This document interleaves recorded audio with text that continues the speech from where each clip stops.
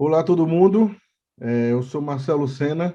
Primeiramente, queria agradecer o convite para estar apresentando aqui no Congresso Vet Science, realizado pelo Laboratório Texa.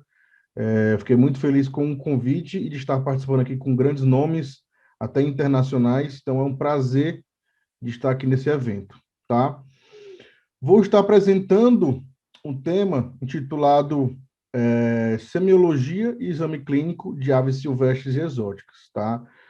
É um título aí que está bem presente no dia a dia da nossa rotina clínica. Eu trabalho apenas com animais silvestres exóticos, então a nossa casuística aí, principalmente de aves, a gente pode dizer que é uma das maiores, comparado com outras ordens de animais. Aves e mamíferos sempre estão bem disputado quanto à casuística, mas aves atualmente, e vocês vão ver aí durante a apresentação, que está bem crescente esse tipo de criação e casuística na clínica médica hoje em dia, tá? Então, a gente vai conversar bastante aí sobre semiologia e alguns tipos de exames complementares para facilitar o nosso diagnóstico do nosso dia a dia, tá? Para quem não me conhece, eu sou Marcelo Sena, sou de Fortaleza, Ceará, sou graduado pela Universidade Estadual do Ceará, sou pós-graduado em Clínica e Cirurgia de Animais Silvestres e Exóticos pela Faculdade Método de São Paulo, sou membro associado da Associação Brasileira de Veterinária de Animais Selvagens, Abravas, sou membro da equipe Safari Veterinária, sou clínico e cirurgião, sou membro do parceiro do projeto Aves de Noronha e atualmente sou professor da pós-graduação de Clínica e Cirurgia da FAMESP desse ano de 2021. Além do mais, para quem me conhece, eu sou fotógrafo de natureza há mais de 10 anos e tenho dois projetos na área. Um é um projeto Passarando pelo Brasil, que a gente viaja o Brasil aí fazendo expedições com o ímpeto de fotografia, de procurar aves ameaçadas para aumentar o registro dessas aves e mostrar nosso dia a dia das expedições para quem gosta de observação de aves.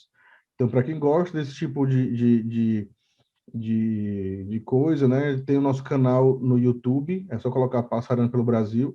Aí vai ter vários episódios das nossas viagens aí, Pará, Acre, pelo Ceará mesmo, alguns aqui de São Paulo, né? Tem bastante conteúdo para quem gosta dessas áreas. E o outro projeto é o eu sou membro do projeto Vem Passar em Ceará, e aí é um projeto mais local de estímulo à observação de aves nas unidades de conservações locais urbanas lá de Fortaleza, tá?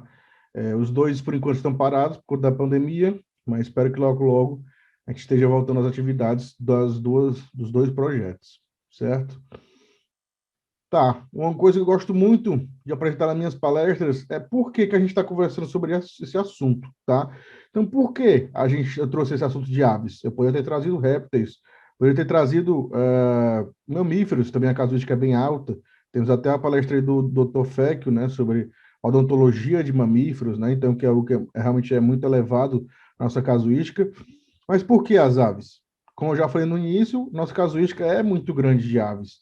E também porque nós estamos vivendo num país, terceiro país mais populoso de biodiversidade de aves do mundo. Então, querendo ou não, vai aparecer aves na nossa casuística clínica, seja ela de vida livre, seja ela de forma PET.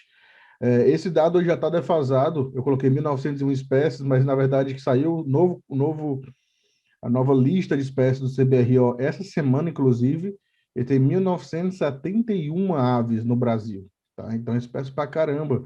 Então, vai querendo ou não, vai aparecer uma ave, seja ela um filhote na sua clínica, uma ave que bateu no vidro, uma ave que foi encontrada, ou ave pet, como a gente já falou, que é bastante criado atualmente.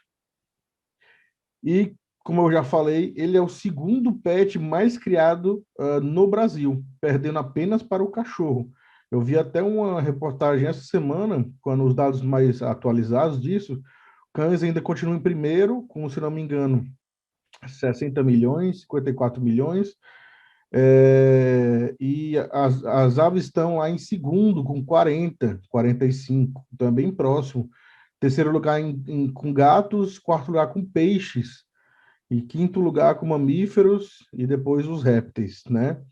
Então, você vê que no Brasil, a gente tem uma cultura muito grande de criação de aves. Eu sou do Nordeste, e no Nordeste isso é muito forte mesmo.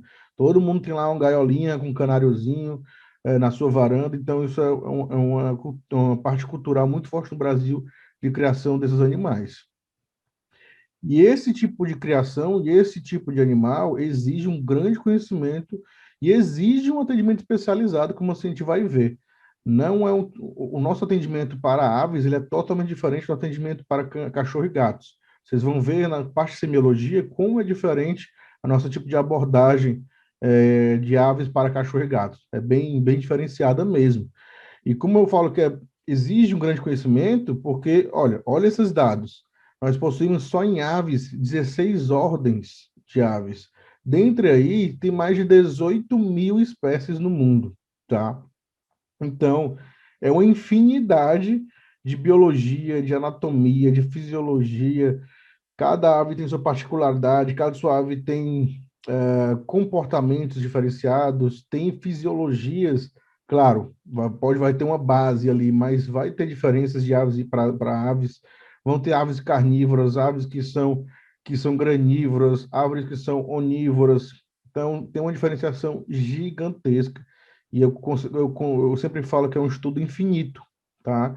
A gente nunca vai saber tudo sobre todas essas aves, então exige muito conhecimento, muito estudo e muito compartilhamento aí com colegas que podem trabalhar mais com algum tipo de ave, por exemplo, algum colega que trabalha mais com aves marinhas do que eu, ou um colega que trabalha com mais rapinantes, uma coisa do tipo, e a gente tem que compartilhar esse conhecimento porque é muita coisa, é impossível a gente saber tudo de todos, né? Então, por isso que exige muito estudo sempre desse tipo, dessa ordem que a gente vai conversar sobre hoje, tá? Então, já para começar, eu tentei evitar uma introdução longa, porque nosso conteúdo é muito longo e a gente tem pouco tempo para a gente conversar aqui durante o congresso. Mas antes de adentrar na parte de semiologia, como a gente já conversou, ele é um pouco diferenciado no quesito de comparação cachorro e gatos. E a primeira parte é essa, contenção física. Cachorro e gato, a maioria eu consigo fazer uma semiologia sem precisar realmente segurar, conter o animal, a gente consegue lá fazer sua palpação, fazer tudo, sem realmente a contenção física. Já, infelizmente, nas aves, a grande maioria, a gente vai ver exatamente isso aqui que tem nesse pequeno meme que eu criei, né? Entre aspas, expectativa e realidade, né? Expectativa na esquerda, que é um animal manso, que vai deixar você fazer carinho, que vai deixar você pegar nele, e a realidade geralmente é essa segunda aí, um animal super agressivo que vai tentar arrancar seu dedo a qualquer direito. Então, a partir daí, a gente vai precisar, infelizmente, fazer uma contenção física para a segurança, primeiro, do animal e para a nossa segurança, e para que a gente consiga fazer o exame físico de forma válida para obter os dados para a nossa anamnese, correto? Então, a gente precisa ter uma contenção física que seja segura, como eu falei, para o animal e para a gente, e que vá deixar também, que não vá, por exemplo, piorar uma doença, não vá piorar uma fratura que o animal já tem. Então, a gente precisa saber como conter de forma legal para a gente conseguir tudo que a gente precisa na semiologia, que a gente vai abordar um pouco mais na frente. Coisa, como eu falei, é diferente de cachorro e gato, que geralmente a gente consegue fazer isso sem conter, sem segurar o animal. Claro que, como eu estou falando aí, já tem exceções. Vão ter aves que são mansas, que vão deixar, que vocês vão ver mais na frente, mas que, sinceramente, na casuística é mínimo. A grande maioria vão ser animais agressivos ou animais que são mansos só com o dono. E aí, quando você vai lá tentar fazer os parâmetros, você não consegue. Você precisa realmente conter o animal, tá? Então, uma coisa que eu sempre falo para os alunos é não subestime a contenção. E aí está um exemplo meu mesmo. Não foi uma contenção, não foi um erro nem nada. Aí foi só uma pata de um papagaio que eu não segurei direito. O animal estava contido, mas deixei a pata solta e só uma pata fez esse estrago todo na minha mão. Então vocês estão vendo aí, ó, tem ferimento no meu dedo, na minha mão, rasgou toda a luva só com a pata, tá? Imagina se eu tivesse soltado o bico, por exemplo, né? Isso eu falo para não subestimar, porque isso a gente está em risco todo dia. Um papagaio, ele tem capacidade, se ele pegar realmente com gosto, né, com o meu dedo, ele pode se ele tiver com muita raiva, ele pode fraturar um dedo meu, ele pode atingir um nervo do meu dedo, e eu posso não conseguir mais fazer o aspecto de pinçamento. Se eu sou cirurgião e não conseguir mais fazer isso, não dá mais para fazer cirurgia, por exemplo. Então, muito cuidado. Isso realmente está em questão a nossa segurança e a segurança do animal mesmo, porque também se eu não segurar de forma correta, eu posso levar o animal a óbito, que é isso que a gente vai conversar mais na frente. Então, nunca subestime uma contenção. E eu sempre gosto de conversar nos meus cursos sobre contenção física, são esses quatro parâmetros. Como com que a ave vai se defender, que também a gente conversou, tem vários tipos de aves. E cada uma vai ter a sua maneira de se defender, seja ela com bico, seja ela com asa, seja ela com as patas. Então, como e com que a ave vai se defender, isso é legal você saber antes de você pegar nessa ave. E aí já pensar com quais cuidados eu devo ter naquela situação, né? Se o animal o animal tá doente, se o animal tá com sangramento, tem uma fratura, se está num ambiente muito quente, muito frio, então quais cuidados eu devo ter? O que eu posso usar para pegar aquela ave e como proceder e como eu devo manipular corretamente na contenção física. A gente vai falar cada um deles agora. Então, como com que a ave se defende, aí vai depender de qual espécie. Daí, os grandes exemplos aí são os pistacídeos. Então, claro, tem um bicão torto, grandão, com muita força. Eles adoram a tentar atacar com esse bico, né? Então, cuidado com esses bicos, eles são extremamente fortes, têm capacidade para fazer um estrago grande, de arrancar pele, quebrar um dedo. Então, cuidado quanto a isso. Cuidado com as patas também. Os pistacídeos têm forças extremas nessas patas e geralmente têm as unhas muito afiadas também, como vocês viram naquela imagem da minha mão, né? Então ele pode fazer um estrago bem grande na sua mão também. E rapinantes nem se fala, né? São patas muito grosseiras, com musculaturas muito densas, podem também fazer um estrago muito grande, então muito cuidado com bico, com pata. E algumas aves vão ter até situações de ter como se fossem espinhos nas asas, né? São exceções, mas também podem ocorrer. Então, cuidado quando ela tiver isso também. Quais cuidados eu devo ter? Aí tem que lembrar que a parte da anatomia. As aves vão ter várias partes anatômicas diferenciadas, como os ossos, que têm uma corticais ósseas muito mais delgadas, muito mais frágeis. Então, evitar a força excessiva na hora da contenção física, que isso pode sim causar uma fratura. Então, já pensou, vem um animal para um check-up e você faz uma fratura na asa do animal? Poxa, não dá. Inaceitável, né? Outra grande coisa da contenção é justamente a parte respiratória das aves.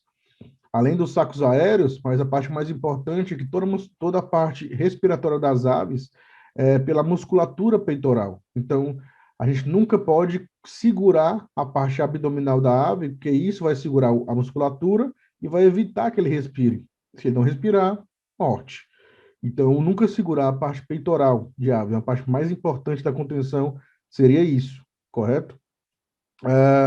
E como eu já falei, se o animal tiver algum tipo de fratura, como nessa imagem aí dessa coruja, tentar conter o mais rápido possível, né, para não piorar ali a situação daquela fratura. São animais que, mesmo com fratura, mesmo com dor, eles vão fugir porque é um estímulo de fuga, de sobrevivência. Então, mesmo com muita dor, eles vão tentar de tudo para fugir e vai piorar, pode piorar ainda mais a fratura que já está ali, tá?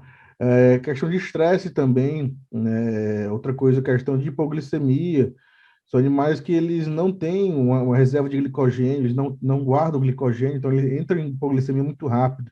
Esse estresse pode levar à morte também. Então, você vai pegar uma ave que está na gaiola e fica lá ela fica batendo, voando, voando, voando, voando, durante vários e vários minutos. Aquilo vai deixar o animal totalmente dispineico, vai mudar todos os parâmetros na hora que você for pegar realmente. Então, ser rápido na contenção também é muito válido para que o animal não se estresse tanto nessa hora. E é o que pode ser utilizado. Aí tem infinidade de coisas que a gente pode utilizar. Claro, aí depende do ambiente também. Aí na situação coloquei um pulsar, né, que geralmente é animal que está em grandes viveiros, né, como essa arpia que a gente pegou, luvas de raspa de couro. Eu não uso muito, mas tenho, porque tem situações como essa aí de cima do Lores, que às vezes você precisa, né? Aí nesse caso eram gaiolas muito pequenas que não passavam meu braço e eu não conseguia pegar o animal de forma rápida, então sem que ele me pegasse. Então, o que eu fiz foi botar uma luva na mão para ir mais, pegar ele mais rápido possível e deixar ele me bicar mesmo enquanto eu ajeitava com a outra mão. E aí sim fazer a contenção correta. Mais uma coisa que a gente utiliza bastante mesmo são as toalhas, cobertores. Vocês estão vendo aí que na arpia, na de baixo, ele está com cobertor. A gente jogou só um cobertorzão em cima dela e a gente fez a contenção segura para a gente e para ela. Quando a gente tapa a visão das aves, ajuda bastante porque elas se acalmam na maioria das vezes.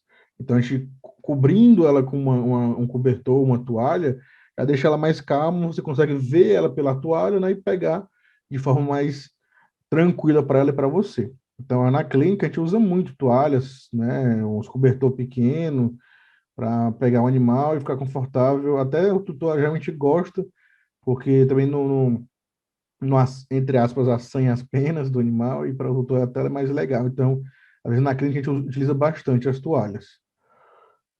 Aí é um exemplo, ó, eu estava sozinho, esse é um corpião, ele tinha fratura na pata, eu não tinha quem segurar para mim para avaliar o animal.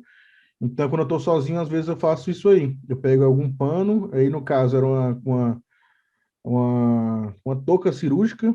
Eu peguei ela, botei ali uma pinça hemostática para segurar, pronto. O animal está contido, com segurança, consigo avaliar o animal por completo, fazer aplicações de medicamentos, coleta de sangue se eu quiser. E aí, no caso, eu estava fazendo uma imobilização da pata também sozinho, tá? Então, isso ajuda muito, muito mesmo se você estiver sozinho. E como proceder e como manipular, como eu já tinha avançado anteriormente, deixar principalmente o peito, a região peitoral sempre livre. Estão vendo na foto que a região peitoral dos dois está livre, tanto desse arara azul como desse lores, estão com o peitoral totalmente livre. A mão, geralmente a gente segura na parte onde tem o osso quadrado, que é esse osso que eu estou mostrando com laser agora, ó, nessa imagem. Então a gente coloca o dedão, né, e o outro dedo indicador nessa parte que a gente chama de osso quadrado. E aqui não precisa força, galera. Não precisa força mesmo. É só segurar nesse ossinho que vai ser um ótimo local para segurar e ali você tem uma segurança muito mais forte para controlar o movimento de cabeça, né, de cervical. Muito cuidado nessa força na cervical, porque a aves, o primeiro cônjuge dela, ela é solto, então ela pode causar deslocamento cervical muito facilmente. Então, muito cuidado quanto a isso. E a segunda mão vai por trás, segurando asas e patas, como está aqui nessa imagem, né? Então, fica totalmente contido, com peitoral livre, respiração totalmente livre. E quando você contém realmente bem a ave, ela vai relaxar. No primeiro momento, ela vai bater, mas quando ela vê que tá contida, ela relaxa, ela desiste e fica mais tranquila. E quando você tem uma contenção errada, que tem uma asa mais solta, ela vai notar isso, vai ficar batendo até conseguir sair. Então aí mostra se está com contenção correta ou não. Se não está relaxado, parado, está tudo ok. Se ele continua ali tentando, é porque está com contenção errada, tem alguma coisa que não está direitinha, certo? Mais uma imagem aí para vocês verem a contenção, ó. Um animal maior, no arara canidé. Então, outra coisa que eu faço muito na hora de segurar as patas é botar esse dedo entre as patas, ó. Porque com o dedo entre as patas eu sinto a pressão que eu estou fazendo com a mão. Se eu não estou fazendo força demais das duas patas com as asas, tá? E aí, ó, o animal com o peitoral totalmente livre, consegue respirar, consegue fazer tudo bem tranquilo e isso é mais seguro para a gente e para a ave também. Mais alguns exemplos, ó, um rapinante também, é do mesmo jeito, um gavião asa de telha, aqui com indução para anestesia. E aqui com a toalha que eu falei, ó, também estava sozinho, a gente enrola no com a toalha, e ele fica mais tranquilo, né, não se bate. Isso dá para fazer o manejo que a gente quiser com o animal também. E agora vamos começar realmente a nossa parte realmente do tema, semiologia, tá? Como eu falei, tinha que falar parte de contenção física, se não tiver contenção física, não vai existir semiologia, que vocês vão ver mais na frente. Mas a semiologia é a arte aí do diagnóstico, a gente notar as nuances na hora da consulta, para que a gente realmente conseguir fechar um diagnóstico correto e, por fim, um tratamento correto para a doença, a afecção que o animal está tendo na nossa clínica, tá? E vocês vão ver que na clínica de aves vão ter várias nuances, tá? Semiologia para todos, para cachorro, para todos os animais vão ser iguais, né? Claro, tem a ausculta, tem toda aquela coisa. Eu quis trazer para cá para vocês os diferenciais, certo? Então, o que a gente começa na semiologia é a anamnese. O animal vai chegar na nossa clínica, no nosso consultório, e muitas vezes o tutor já vai querer que você pegue o animal, mas eu nunca pego. Quando o animal, assim que o animal chega, claro, diferente do emergência, do animal crítico em choque, eu nunca pego, né? O animal chega na clínica, o tutor às vezes até fala, tá aqui, doutor, já vai me dando na minha mão, eu já tiro a mão, já falo, não, pera, fico com você um tempinho, vamos conversar aqui um pouco. Porque essa conversa que vai te dar 80% do seu diagnóstico, com certeza vai ser a anamnese, pegar o histórico, a conversa com o tutor, ela é muito mais importante, se duvidar, do que o exame físico, tá? Então, sempre quando chegar um animal, não pegar, deixar ele no canto dele, deixar ele à vontade. Se estiver na gaiola, se estiver no ombro do tutor, no ombro do tutor. Depois que a gente conversar bastante, aí sim a gente parte para a parte de exame físico. Então, o que eu sempre deixo, o seu animal já mexer na gaiola, ele fica numa mesa à distância e o tutor fica mais perto de mim e a gente vai conversar. Vocês vão ver por que isso acontece isso, porque eu consigo ver, conversar com o tutor ao mesmo tempo que eu estou olhando para a ave, que é isso que eu quero fazer. A ave, antes de tudo, é um animal que geralmente é presa. Então, ele vai mudar, ele vai esconder todos os sintomas. E quando ele saiu de casa, que é esse ambiente que ele foi para a clínica, ele vai esconder mais ainda aqueles sintomas. Então, o animal, às vezes, realmente está muito mal em casa, está prostrado, está encorujado, que o tutor fala, né? Que está com as penas eriçadas. E ele sai de casa, chega na clínica, tá outro bicho, tá vocalizando, tá andando e tal. Eu tô, nossa, doutor, ele mudou totalmente de comportamento, com certeza. Ele muda o comportamento para mostrar que tá tudo bem, né? Para ele estar num ambiente estranho, não me conhece, eu posso ser um predador, então ele mostra que tá tudo ok, mas na verdade não tá tudo ok. Então por isso que eu faço isso, deixo ele lá à distância, o tempo que eu vou conversando com o tutor, ele vai começando a relaxar e vai começar a mostrar esses sintomas para mim. Então ele fica lá, fico conversando e vou notando todas as nuances do animal, que são coisas que eu vou falar para vocês já já sobre o que a gente observar nesse momento que a gente está conversando com o tutor. Então, o tutor chegou, vamos começar a nossa anamnese, que é a nossa conversa, puxar nosso histórico sobre o animal, para a gente ter o máximo de informações para embasar nosso diagnóstico. Então, a primeira coisa, como eu falei, avaliar o animal à distância, tá? Deixa lá o animal e vamos começar a nossa anamnese minuciosa com o histórico do manejo desse animal. Isso a gente vai observando o comportamento e a postura do animal. Então, quando eu falo sobre o histórico, é tudo. Geralmente eu deixo já lá meu histórico, minhas perguntinhas, que eu sempre pergunto, mas vai de tudo, né? De quanto tempo o animal tem, se é macho ou fêmea, se tem contactantes. As informações mais importantes são nutrição, mas eu nunca começo logo com nutrição. Eu vou começando com coisas mais básicas para deixar o tutor mais à vontade. Então, pergunto qual é o nome dele, se é macho, se é fêmea, se tem quanto tempo com ele, como é que é a atividade dele, é um animal feliz, é um animal que é ativo, quando ele deixou, por que que ele veio hoje, qual a queixa principal, né? E aí depois que já está uma conversinha, aí como entra com a nutrição, que é um dos fatores mais importantes, é a parte de nutrição dos animais, que a grande maioria das vezes é o grande erro. Então, a gente não entra de cara, porque o tutor pode muito omitir ou esconder muitas informações aí. Então, eu não faço essa primeira pergunta de cara. Eu primeiro dou uma esquentada no tutor para depois perguntar sobre isso. E na hora que a gente pergunta sobre nutrição, sempre vai ter as informações erradas. Uma dica que eu sempre dou nas minhas aulas é não negativar o tutor de cara.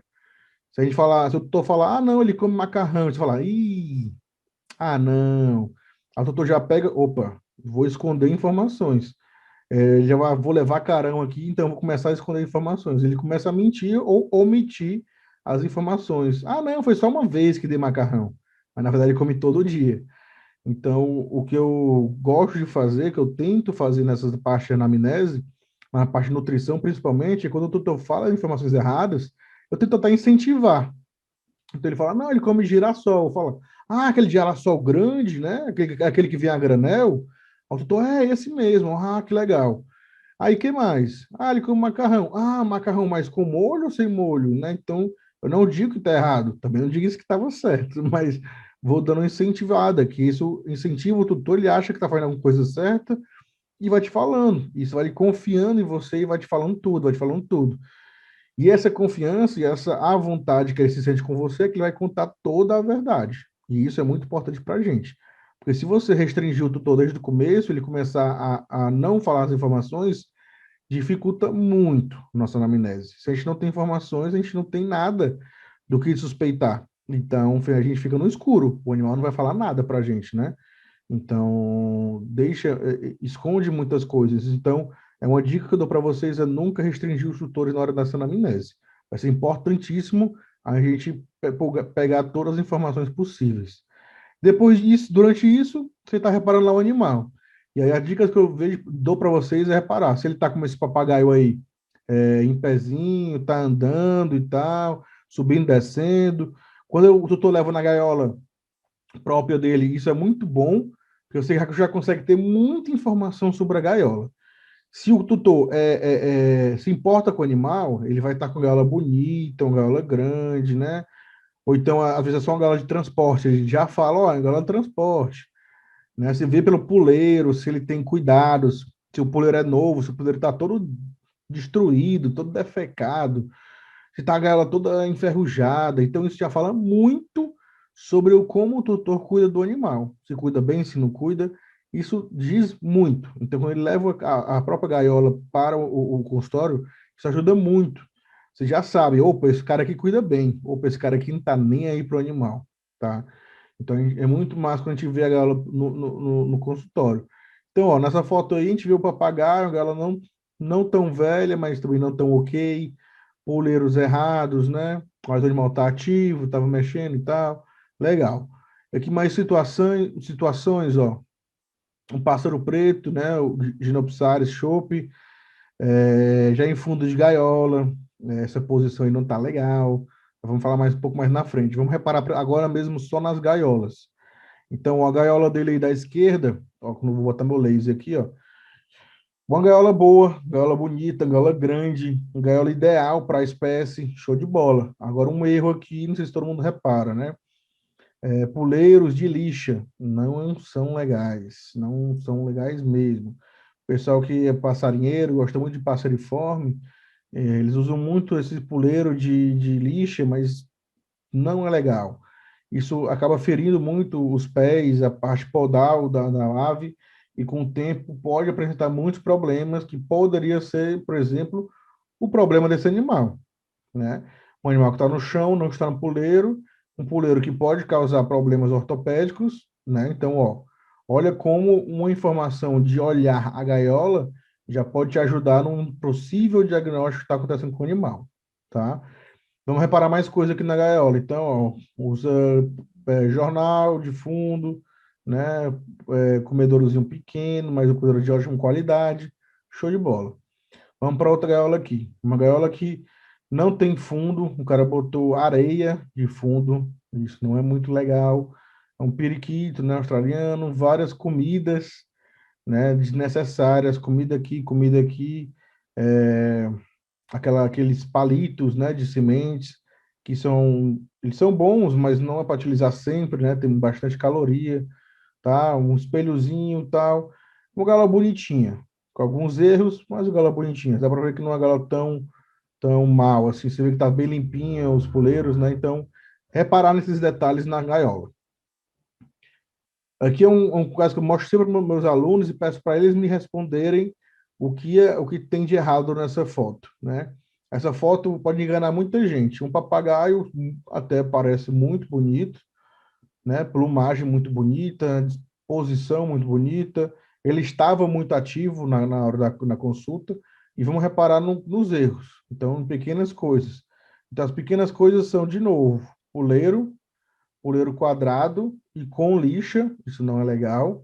E o errozinho aqui, ó, né? Uma pequena defecação com bastante sangue, né? Então, fezes com sangue não é nada legal. Né? Tá vendo que é só um detalhezinho aqui, é só uma fezes assim. E fora o bicho, parece estar super bem, né? Então, reparar na gaiola ajuda demais nesses detalhes. E as fezes vão dizer muito pra gente. A gente vai falar um pouco mais na frente sobre isso. Aí outra situação, né? O animal às vezes chega muito dispineico, como o caso dessa larajuba. E aí? Se o animal chegar e tiver extremamente dispineico dessa forma, ou então é um passeriforme, um esporófila, um golinho, né? Aqueles bichos muito pequenos, como é que a gente faz? A gente já pega, já avalia fisicamente, já faz contenção física? Não. Animais muito pequenos que estão com problema respiratório, que eu estou vendo que não está tão legal, geralmente eu não pego de cara, eu não faço contenção física de cara. O que geralmente a gente faz é estabilizar o paciente antes de fazer a contenção física. E como a gente consegue estabilizar ele?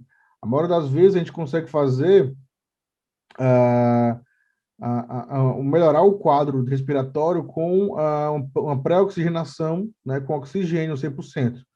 Então, a gente às vezes pega o animal e, quando possível, né, coloca numa caixa dessa, ou no recinto de internação, ou, no último dos casos, só cobre a gaiola, porque ele já está com aquele filme PVC, e coloca o oxigênio lá, né? E aí, por conta dessa oxigenação 100%, a gente vai fazer, como está aqui na imagem, ó, da anatomia dos sacos aéreos, a gente vai preencher todos os sacos aéreos com oxigênio, né, com moléculas de oxigênio 100%, e no momento de estresse, de contenção física, que vai ter momento de taquipneia, dispneia, aquele oxigênio que está lá vai evitar que o animal entre em hipóxia, e vai evitar que ele chegue a entrar num momento de hipóxia e choque e parada cardiorrespiratória, né? Então, esse é um que a gente faz quando chega um animal muito espineico, passeriforme, né, muito debilitado, às vezes não é legal fazer a contenção física naquele momento, certo? Como a gente conversou sobre as fezes falam muito para a gente, mas muito mesmo. Então, vocês estão vendo em variações de fezes. É legal que a gente dê uma demorada na nossa conversa, justamente por isso também. O animal pode até chegar lá com a gaiola bem limpinha, porque às vezes o tutor faz isso, limpa toda a gaiola para ir para apresentar, para ir para consultório, mas ele vai defecar de novo. Então é só a gente demorar um pouco ali na conversa que ele vai defecar. Então, as fezes dizem muito para a gente. Então, as fezes normais que a gente quer é mais ou menos essa aqui. A parte de fezes, que é a parte mais enegrecida, né? Pode ser marronzada ou vai ser esverdeada, claro, depende do que o animal está comendo. A parte de urato, que é a parte urinária do animal, e a parte de resto de líquido, que também faz parte da parte urinária, certo? Então, esse seria mais ou menos uma fezes normal de um pistacídeo, vamos dizer assim, certo? Mas aí tem os problemas.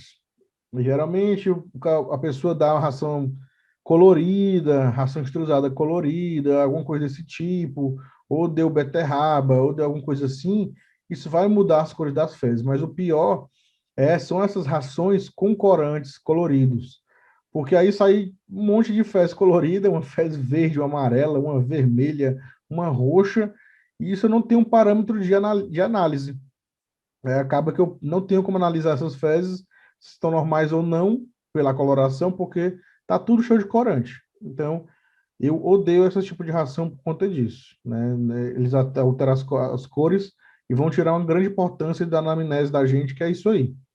Aí eu tenho que avaliar outras coisas. Vocês estão vendo que está com muito líquido, né? E fora isso, aparentemente está normal. E as fezes, às vezes, podem ter nenhum líquido, que também, aí é outro erro. As fezes ressecadas demais. Geralmente é um animal que está ali desidratado, com algum problema, né? Então, isso não é legal também, tá?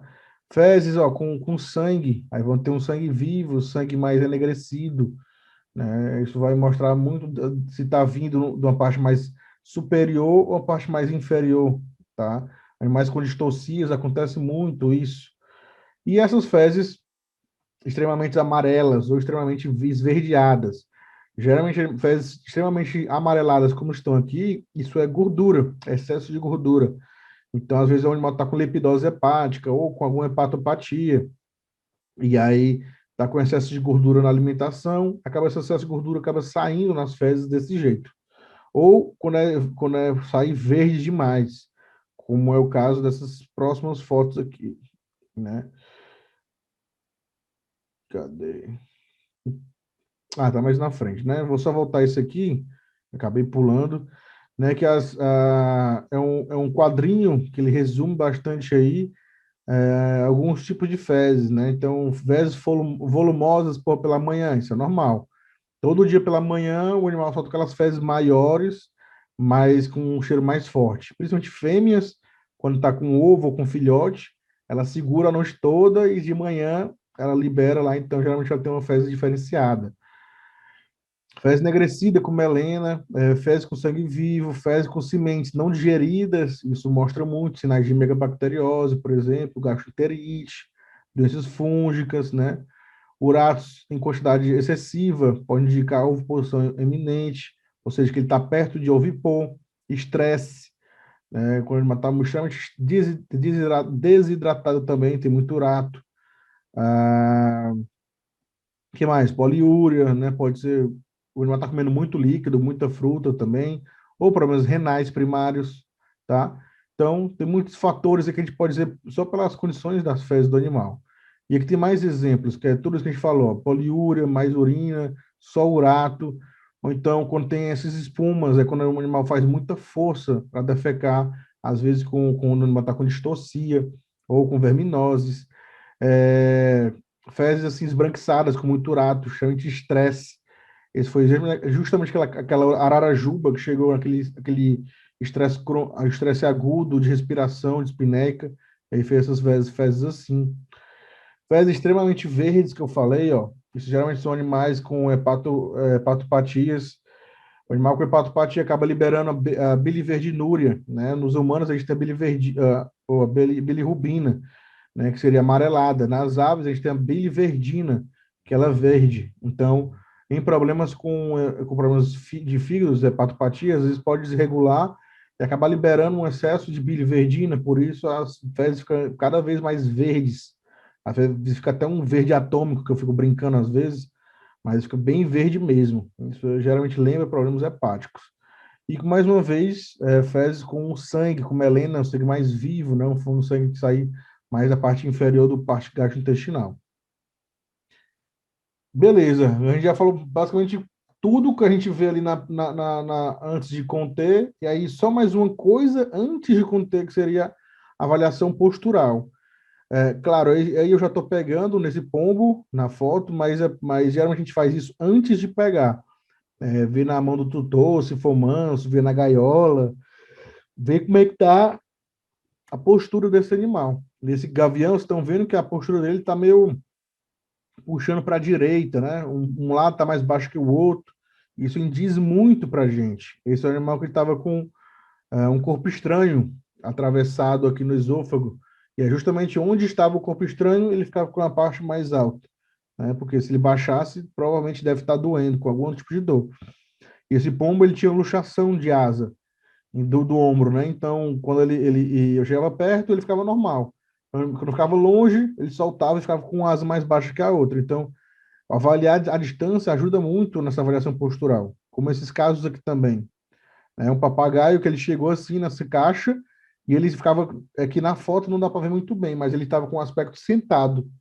Ele só ficava sentado nas patas, ele não conseguia dar aquela esticada nas patas, né? Ele ficava sempre eriçado assim. Mas quando você chegava perto, ele não se movia. Ele não conseguia andar. Ele só ficava nessa posição. Se eu tentasse pegar ele, caía no chão. Então ele não tinha movimento de pata para nenhum canto, né? Assim como esse pássaro preto também, que a gente já mostrou, né? Ele também ficava nesse aspecto sentado. Não tá legal. Ele tinha ataxia dos membros posteriores, então também não estava legal. Isso tudo antes da gente pegar o animal, a gente consegue notar. Aí essa galinha da Angola, olha a posição dela, né? Pescoço esticado, cabeça encostada na parede, quase um head tilt, asas meio baixas, né? Essa coruja da direita, com a cabeça sempre ficar para a direita, olhos fechados. Então isso diz muito sobre o animal antes da gente pegar. Mais uma aí do canário, ó, chegou deitado no comedouro, olha a respiração dele. Respiração horrível, né? Olha, agora presta atenção na gaiola. Cheio de fezes, suja pra caramba, né? Esse animal devia estar aí há muito tempo, né? Para você ver nesse local também, né? E aí no próximo vídeo aí, ó, já ele em pezinho, que a gente já tinha levado para internação, em pezinho, tomando água, não estava 100%, mas bem melhor do que ele estava antes.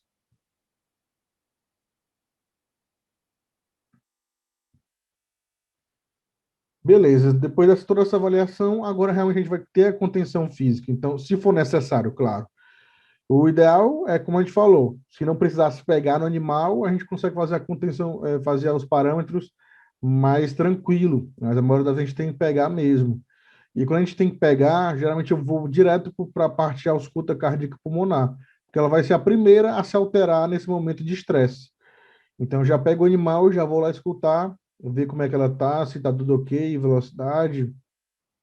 Outra coisa que a gente vai falar um pouco mais na frente é essa questão de ao escutar ave, às vezes é complicado, a gente não consegue contabilizar como cachorro e gato. Porque às vezes, num animal desse aí, passeriforme, ele vai bater 350, 400, 500 por minuto. Eu não consigo contar isso, é muito rápido. Mas a gente avalia ali pela qualidade, se está batendo da forma correta, se o som de velocidade é aquele ali mesmo, né? E principalmente a parte respiratória. E aí, quando eu falo parte respiratória, é tudo, não é só o pulmão. A gente vai ter que auscultar todos os sacos aéreos, que às vezes só um saco aéreo está com secreção ou está com algum rompimento, e a gente precisa auscultar cada um deles, tá? E aí tá aí o exemplo, ó. Esse é o animal mais manso, que na mão do tutor ele deixava, então eu ia lá e aproveitava isso. Fui lá por trás, eu escutei lá por trás os sacos aéreos, o pulmão, e depois ele deixou, desculpa, deixou eu escutar a parte cardíaca. Às vezes a gente aproveita a quilha do animal, que é um moço, para só colocar o esteto e ali você consegue escutar toda a parte cardíaca dele, tá? Então, como falei, vai depender muito da espécie, né, do tamanho, vai ter batimento de 80 a 1.200, então, mas a grande maioria a gente não consegue contabilizar, mas normalmente vai ser acima de 250, 300, né, calopsitas, animais menores assim. A frequência respiratória vai de 60 a 120, ou pode ser que até muito mais que isso, na verdade, depende da espécie. Então, quando a gente, se for um animal mais debilitado, a gente consegue botar algum aparelho e aí sim contabilizar com mais segurança, como um monitor desse, que a gente consegue contabilizar como é que está realmente os batimentos, oximetria, pressão, temperatura, tudo direitinho. Isso já em casos mais extremos, claro, animal mais com emergência, né, debilitado, em choque, a gente precisa fazer algum parâmetro mais sofisticado. Após a questão da avaliação cardíaca e respiratória, eu passo para a parte de cabeça. Então, geralmente eu inicio já abrindo o bico para avaliação oral. Muita gente não faz isso, mas eu não entendo o porquê, porque ele fala muito para a gente de informações. Primeiro, eu vou avaliar ali como é que tá as mucosas, se tem, tá hipocorado, se não estão coradas normalmente. Ali vai dar muita informação se o animal está desidratado ou não. O mal desidratado, geralmente, ele fica com uma secreção ali na região oral. Essa região aqui em cima do palato superior, cranial, tem a parte que chama de coanas, né? Já a parte respiratória, ele diz muito para o animal se ele está em baixa imunidade. A ave, quando tem baixa imunidade, geralmente ela tem uma secreção nas coanas. Já diz que está com o início de infecção respiratória, que geralmente é oportunista, por isso a baixa imunidade que eu estou falando. Então, geralmente quando tem secreçãozinha esbranquiçada na coana, já é um indício do início de uma infecção respiratória que já pode estar sendo oportunista por conta de uma baixa de imunidade e imunossupressão que está ocorrendo com o animal, tá? Então, sempre olhar a coana e como está ela, se essas cerdas estão ok e tal, se está obstruída, se não está, ver a entrada da traqueia, né, da glote. Eles não têm epiglote, então ajuda muito a ver a entrada, se tem secreção, se não tem. Ver a parte final de esôfago, pode ter placas de cândida, placa de tricomonas, né? Então, ajuda muito a gente ver tudo isso. Aí o exemplo, ó, de secreção na coana, ó.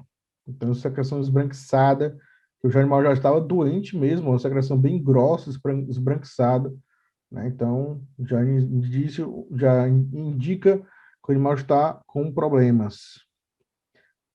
E aí o que a gente faz muito é coletar isso com suave e mandar para o laboratório, né, para cultura e tal, mas no final vou falar sobre isso. E aí, ó, mostrando mais exemplo, ó, o animal com cásio, infecção na língua, né, gigantesca. Aqui a avaliação, ó, da entrada respiratória do gavião, né, que está bem limpinha. E aí a gente já faz, aproveita nesse mesmo momento que está avaliando a região oral, avaliar a ranfoteca, que é o bico como um todo, né? Então avaliar, olha como é o tamanho desse bico desse papagaio, não tá legal. Olha como é que tá o bico dessa calopsita, né? Tá esbranquiçado, tá cheio de secreção, cheio de casquinhas, né? Você vê que a parte nasal também não tá bonita, tá toda descascada, não tá legal isso. O bico tá descascado também, tá todo friável. O bico correto de um calopsita é assim, ó.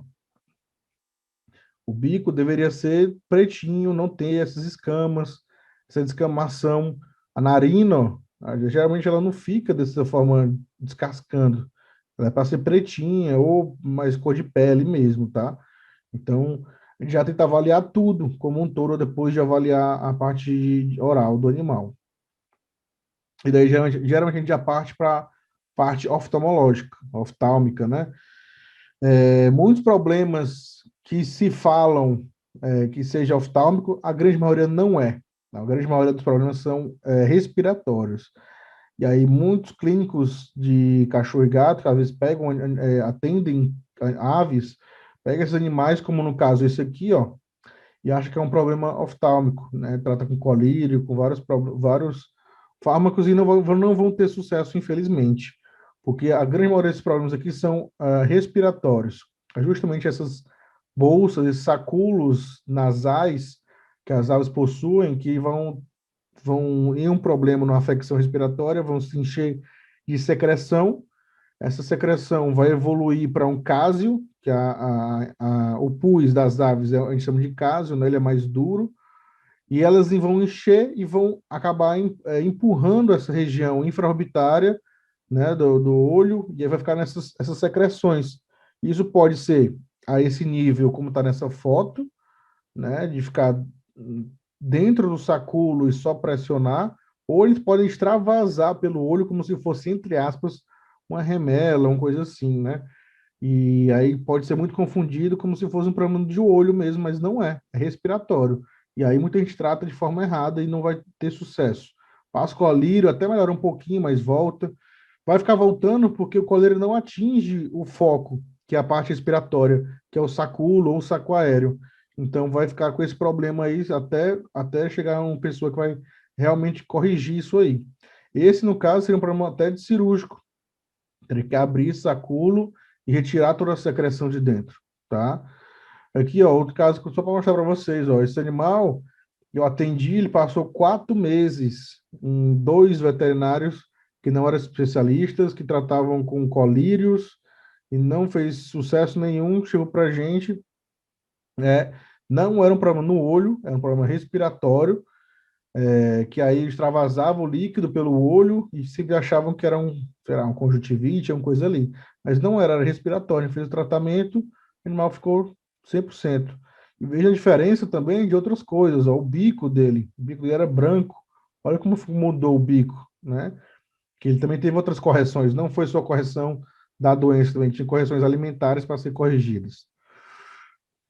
Depois disso, a gente já está naquela mesma região, a gente sobe um pouquinho mais, vê a narina, né? Observa esse vídeo, como a narina tá edemaciada, tá inchada, tem uma secreção e ó, tem hora que ele dá uma respirada que sai uma bolinha de secreção, né?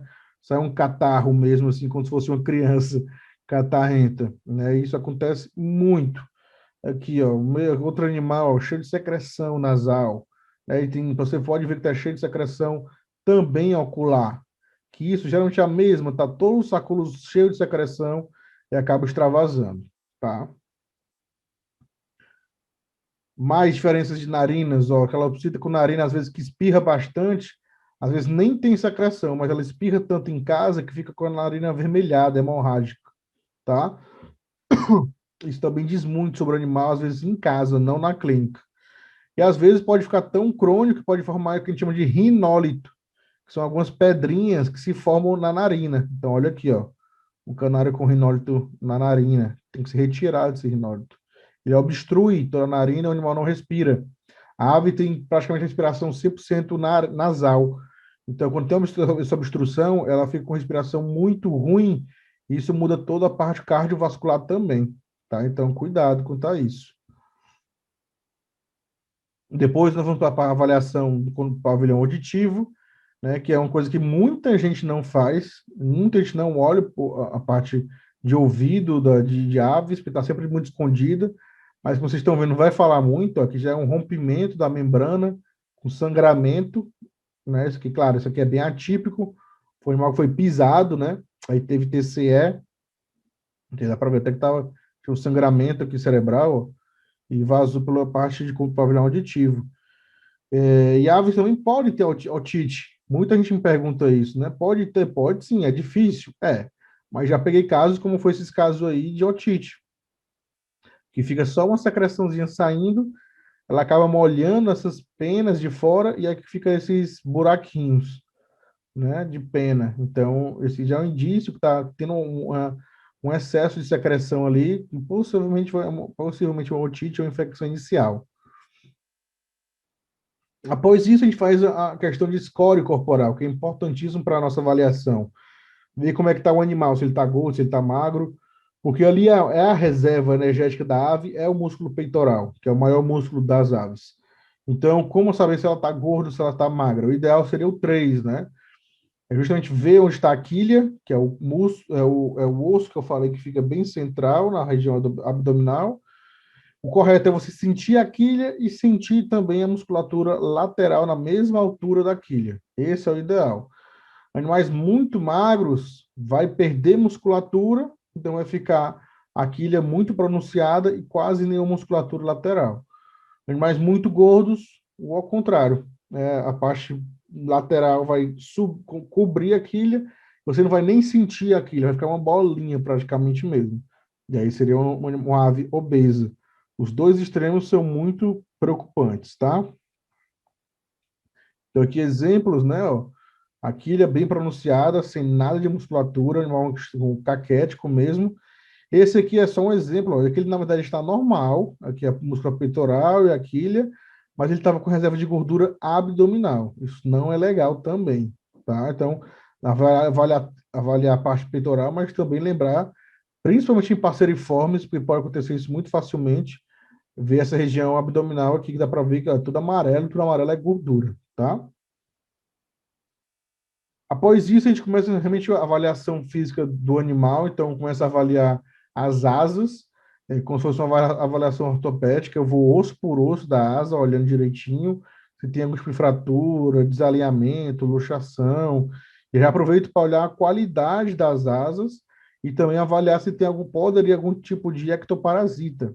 A maioria dos ectoparasitas em aves ficam nessa região de primárias, secundárias de aves, ou secundárias de asas, e a gente consegue ver ali, às vezes até se movimentando, a coloração é diferente, vejo se tem, né, defeito de pena também, canhões nascendo ou não, então avaliação bem minuciosa dessas aves, né? Então, ó, pode ter aqui, ó, como vocês estão vendo, sangramento em algumas regiões, né? Que às vezes esses animais têm muito pânico noturno de se bater nas gaiolas e machucar asas, ou até como está nesse caso aqui, ele rompeu, fraturou o canhão. A pena estava crescendo, ele bateu na gaiola e rompeu. Aí tem sangramentos bem ativos. E a gente tem que tirar esse canhão aqui. Aproveito para olhar também o tipo de corte de asas, geralmente corte de asas errados, que vão gerar vários problemas. Então a gente já adianta para o tutor quando está assim. Animais com defeito de penas, eu já vou reparando também. Nesse caso aqui, o animal que se nota pelo tipo de pena, do efeito da pena, que isso é mastigatório. O próprio animal mastigou essa pena. Então, isso pode ser algum intuito de ectoparasita. Então, eu pego algumas penas e levo para microscópio, para ver como é que tá e tal. Acaba descobrindo alguma sarna, algum piolho, algum ácaro na pena. A gente inicia tratamento a partir daí. Avaliar também a coloração de pena, isso é muito importante a gente saber sobre as espécies por conta disso, saber a coloração normal da espécie. Então, um papagaio desse, Amazona estiva, ele não é para ser amarelo desse jeito. E se eu não souber essa questão da cor correta do animal, eu não tenho como saber se está certo ou errado. Então, por isso que é importante a gente conhecer muito bem as espécies que a gente vai atender por conta disso. Porque pode ser que chegue, a maioria são assim que chegam, né? Que são verdes, mas é um verde amarelado. Você vê que não é um verde, verde mesmo, né? Mas pode chegar totalmente amarelão, assim como tá esse cara aqui. Isso geralmente são problemas hepáticos, que eles acabam gerando esses problemas na má formação de penas. Então, não só amarelas, tá? Podem ter penas sendo formadas vermelhas, penas pretas, penas brancas, já vi vários desses tipos. Após isso, a gente vai para a palpação abdominal. Mas quando eu falo a palpação abdominal, na verdade é tudo, não é só palpando a parte peitoral e abdômen do animal. A gente diz muito do animal,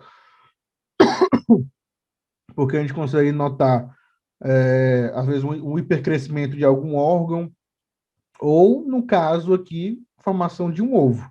Mas aqui, na verdade, tinha os dois, né? O fígado estava gigante, mas o ovo também. Então, a gente conseguia sentir.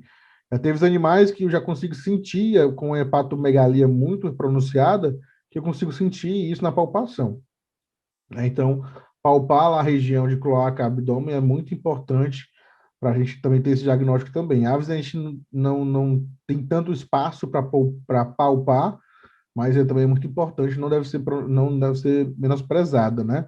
Às vezes na palpação a gente consegue sentir, como no caso desse animal, ó, olha o tamanho desse inglúvio, né? Ele tinha um inglúvio gigante, né? Ele tinha um problema de êxtase de inglúvio, né? Então, assim como esse animal também, ó, tinha um problema de êxtase de inglúvio, a gente consegue notar na palpação. Após isso, a gente vai para a avaliação da cloaca, né? Eu avalio se tem diarreia, se não tem, se está com tamanho normal, se não está. Às vezes tem muita evisceração, muita hérnia desses animais. Então, às vezes eu utilizo uma lâmpada, como está aqui, ó, para avaliar se tem ovo, se não tem.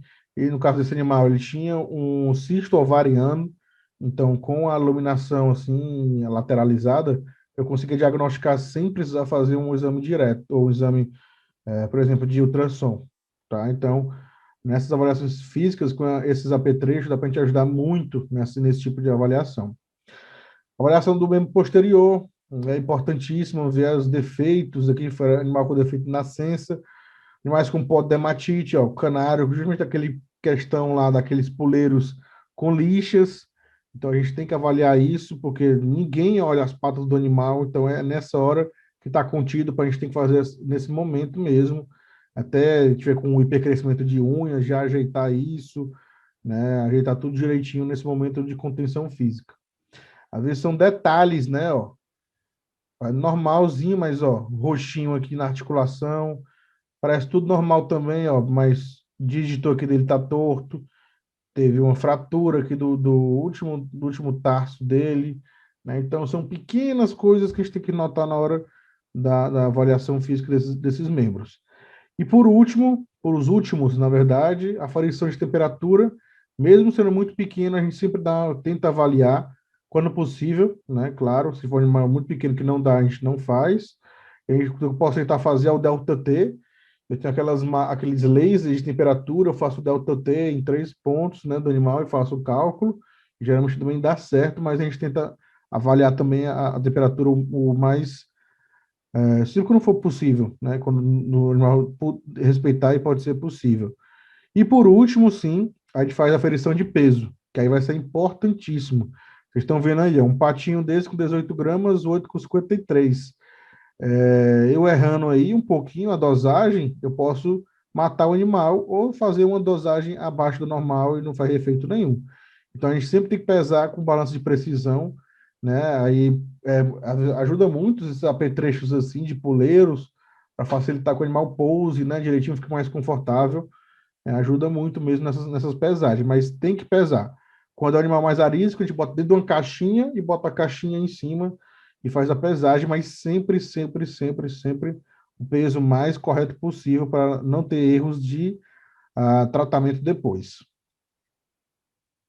Aqui só um resumo aí de comportamentos normais Esse eu não vou passar passo a passo. Quem quiser dar tirar uma foto aí agora, tira aí nesse tempo que eu estou falando. Mas é só um resumo de alguns comportamentos normais que pode ser que você não conheça e você tem que conhecer para dizer que é normal ou não, se é um problema ou não. Mas é legal saber esses comportamentos direitinho, tá? Falando depois de toda essa parte de avaliação física, todos esses detalhes que a gente pegou, e ali você vai ter muita informação, quase tudo a gente só complementa com nossos exames complementares.